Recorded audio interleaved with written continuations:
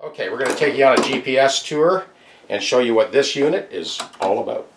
So I've got this high density foam and I kind of jammed all the most common Allen keys and nut drivers right there at the leading edge so I can snap them up when I'm doing truss rod adjustments. Here I've got the 3 Hosco nut files. I've got my auger file that you saw in that last video.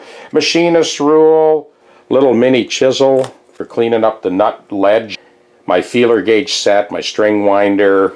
So I'm giving you a real skeleton crew of the tools that I use very often.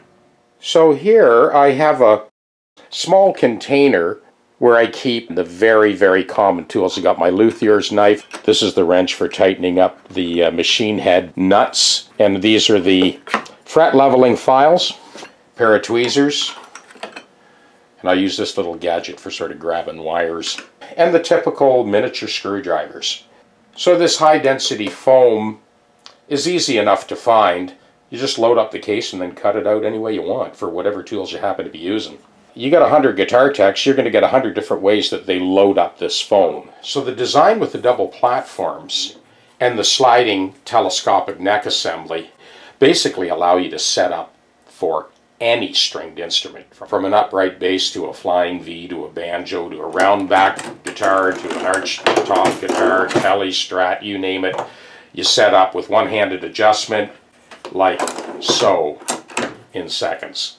And this gives you the support you need for driving frets in, leveling fingerboards, so anything and everything to do with fretwork, and anything else for that matter.